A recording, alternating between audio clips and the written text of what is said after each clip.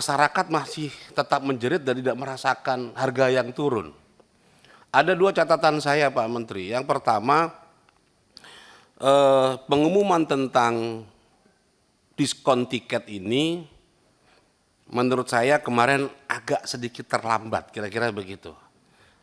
Karena kebiasaannya masyarakat kita di dalam perjalanan Lebaran itu biasanya mempersiapkan diri jauh-jauh hari, ya 1 bulan sebelumnya atau bahkan 2 bulan sebelumnya. Kalau tiket itu dibuka, dia beli dengan asumsi kalau beli dari jauh hari itu lebih murah, kira-kira begitu.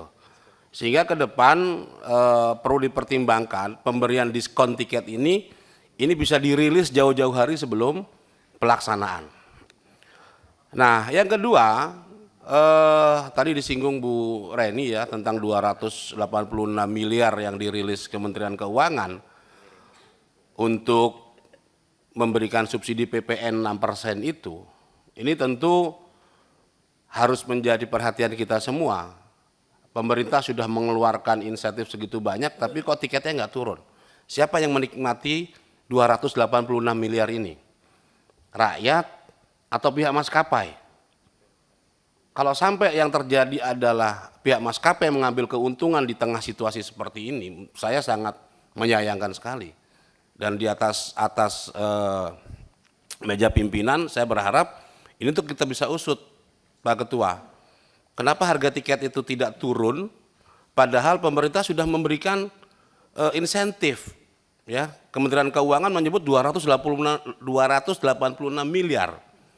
Belum lagi nanti Angkasa Pura pasti keluar angka juga itu, 50% dari airport tax. Nah, ini perlu kita telusuri, siapa sebenarnya mendapat keuntungan ini. Kok rakyat tidak dapat? Ya, ini catatan terkait dengan Kementerian Perhubungan, sehingga perlu menjadi atensi kita bersama. Yang kedua, ini terkait Pak Menteri PU, secara umum memang preservasi jalan ini cukup menentukan Pak dalam arus kelancaran mudik ya, dan secara umum itu cukup baik. Cuman ada beberapa catatan Pak. Pertama itu yang menjadi langganan macet Pak, kalau ke arah timur itu kan tol Pejagan Pak, ya. Bahkan kemarin orang kalau mau masuk ke arah Banyumas ya menuju Jogja itu di Prupuk itu seringkali banjir. Ya, kemarin cukup panjang macetnya karena itu. Makanya saya mengusulkan Pak, untuk mengurai kemacetan itu perlu dibangun tol Pejagan Cilacap yang selama ini sebenarnya sudah banyak diminta oleh banyak pihak gitu ya, karena ini akan mengurai ya lalu lintas orang yang akan keluar di Pejagan hanya untuk misalnya mau ke Jogja atau mau ke wilayah Jawa Tengah Selatan.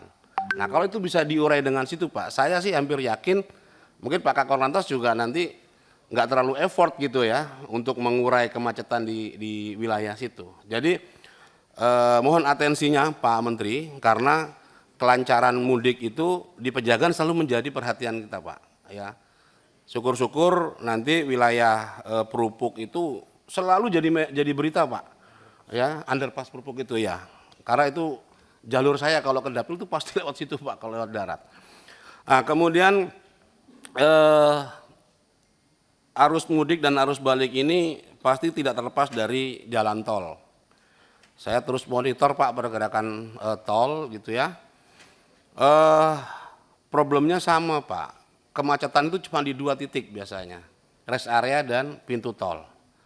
Ini sekedar tadi betul ya, harusnya disampaikan juga keberhasilannya apa gitu ya Pak Kakor Lantas ketika terjadi kemacetan, VCR-nya udah melebihi 0,8, 0,9 segera dilakukan kontraflow atau one way gitu atau pengalihan arus dan seterusnya.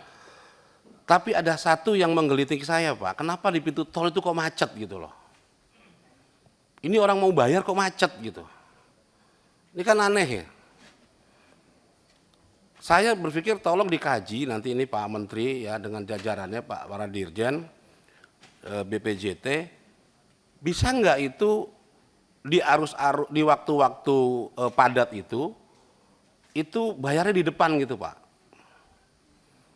Jadi kalau masuk dari Kali Kangkung kena berapa, kalau masuk dari ini kena berapa, dihitung aja, statistiknya kan pasti ketemu di situ.